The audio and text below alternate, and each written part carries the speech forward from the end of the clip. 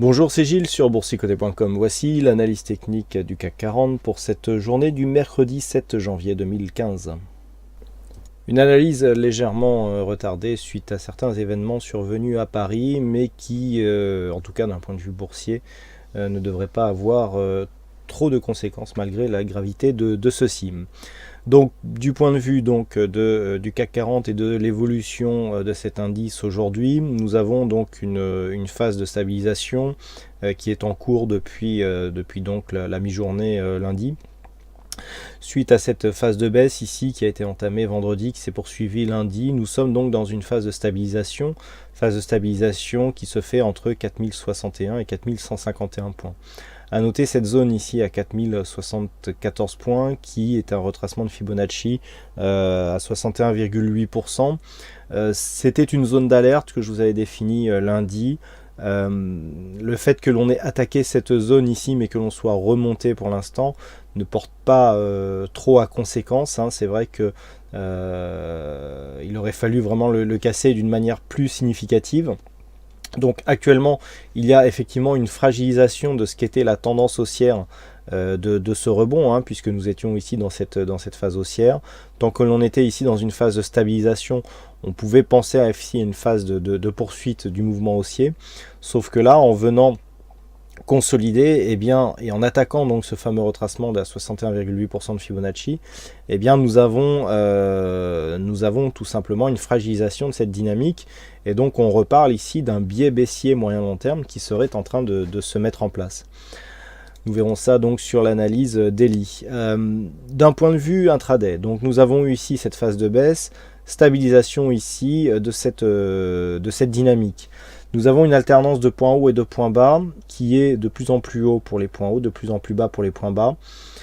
Pour l'instant, c'est une phase de neutralisation. Alors attention, phase de neutralisation en format symétrique suite à une phase de baisse. Normalement, ce genre de configuration est une configuration de continuité qui pourrait appeler à une poursuite du mouvement baissier. Donc, par rapport à cette phase de configuration, le fait de marquer un point haut supérieur à 4151 nous donnerait de l'air, mais ne validerait pas forcément un retournement de cette tendance. Il faudra quelque chose de beaucoup plus ample pour venir invalider la poursuite de ce mouvement baissier. Malgré tout, cette zone ici, 4151, est une zone importante. On a une dynamique plutôt haussière d'un point de vue court terme ce matin. On le voit depuis l'ouverture. Les évolutions s'inscrivent entre la moyenne mobile 20 exponentielle ici en trait rouge pointillé et la bande de Bollinger supérieure. On devrait marquer un contact ici avec cette zone des 4152 points. Une rupture haussière de cette zone en direction par exemple des 4170 est tout à fait possible. Mais comme je vous l'ai indiqué, ne remettrait pas en cause la poursuite de ce mouvement.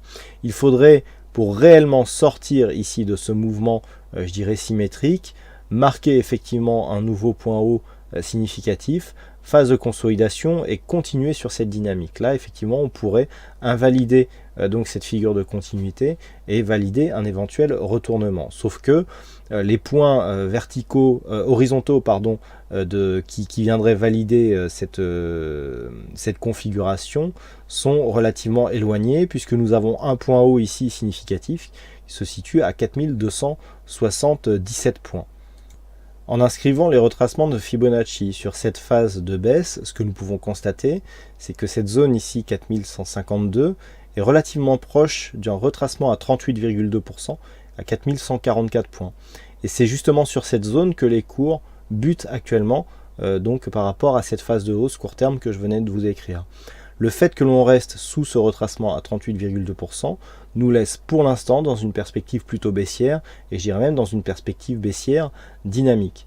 Pour valider un retournement de tendance, il faudrait, selon les retracements de Fibonacci, casser à la hausse la zone des 4195 points, puisqu'il s'agit du retracement à 61,8%, et encore, tout cela ne serait confirmé que par une rupture haussière de cette zone des 4277 points. Donc en attendant, du point de vue de la séance de cet après-midi, les points à surveiller pour une cassure et un éventuel redressement du marché viendraient donc d'une rupture haussière de cette zone des 4144 points pour marquer un rebond supérieur à ce retracement à 38,2%, et pourquoi pas dépasser ici la zone 50-61,8 sur un dépassement des 4195 points. On aurait rupture haussière des 61,8 et là début d'affaiblissement de ce biais baissier, mais pas avant. Tant que l'on reste en dessous de cette zone, on a plutôt une perspective d'évolution qui est baissière. Donc si on dépasse ici cette zone à 4144, on commence à affaiblir la tendance baissière, mais on reste dans une tendance qui reste baissière. Si les cours n'arrivent pas à passer cette zone et repartent à la baisse, l'éventualité d'une rupture de cette zone des 4062 points pourrait provoquer une phase d'accélération à la baisse.